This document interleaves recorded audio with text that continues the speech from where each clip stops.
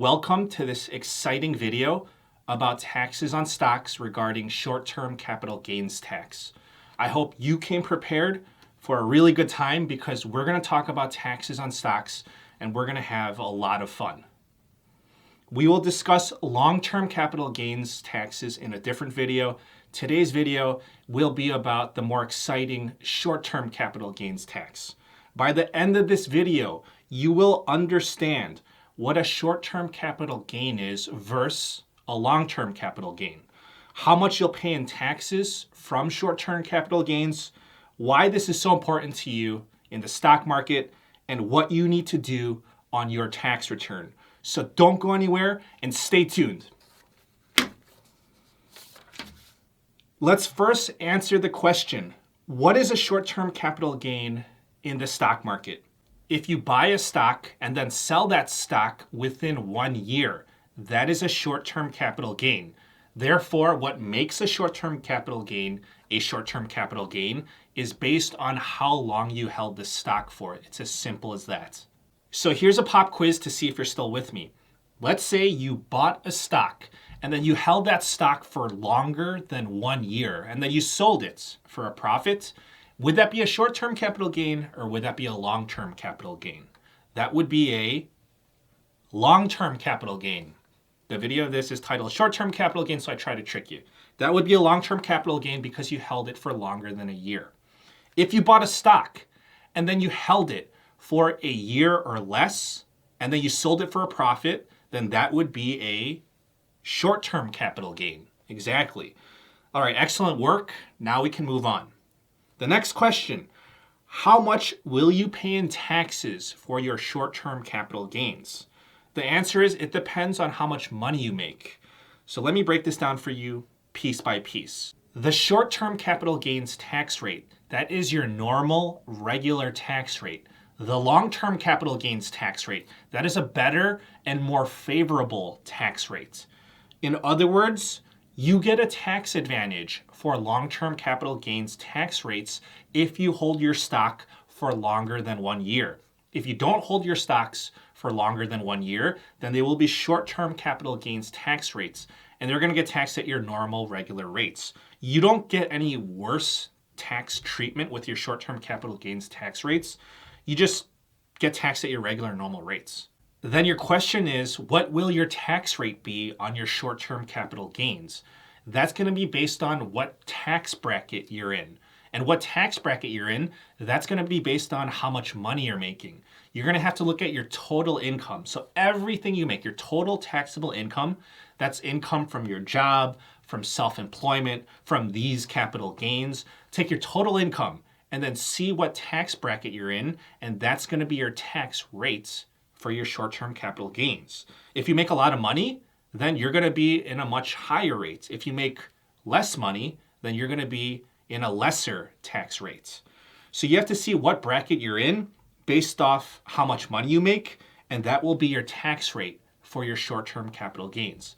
Now let me break this down for you in plain English. Here's an example. Here's a very straightforward example so that you will get it. You'll get the concept. Let's say you are in the 22% tax brackets.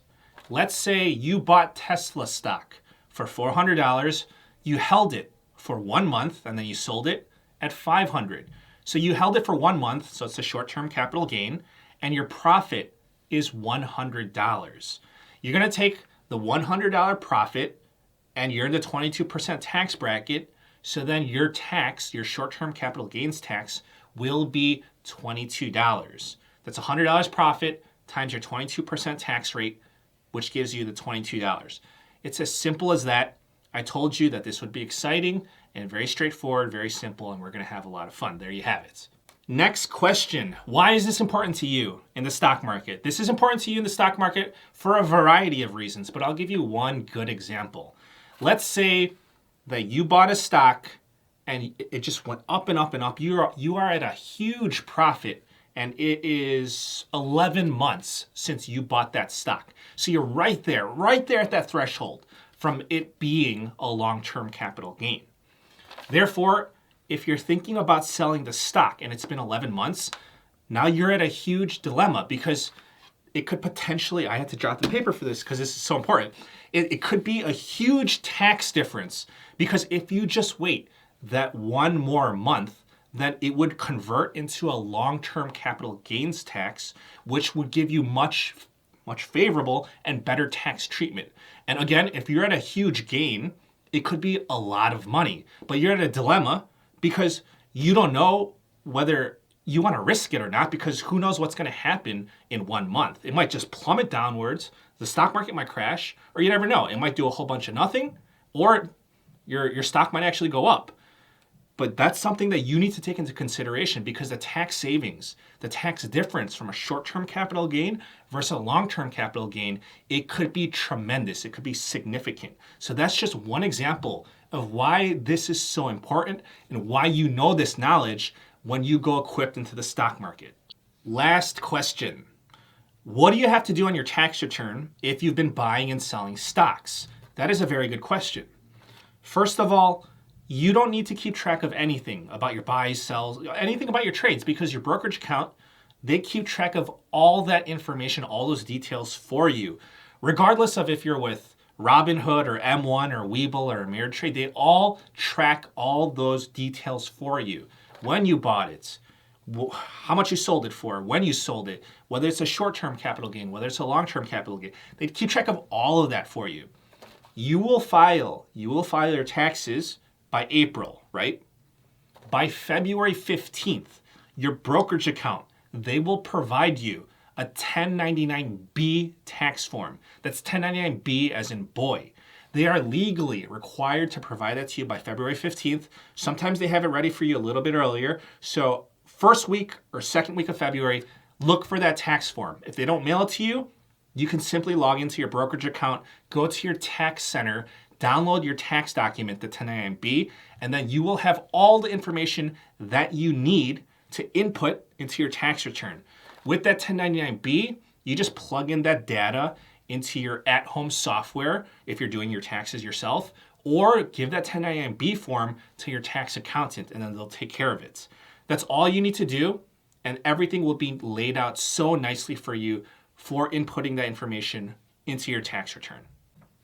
That's it. If you made it this far, hopefully I held up my end of the bargain and you understand short-term capital gains taxes better, and you have an understanding of how and why this is so important for you in the stock market.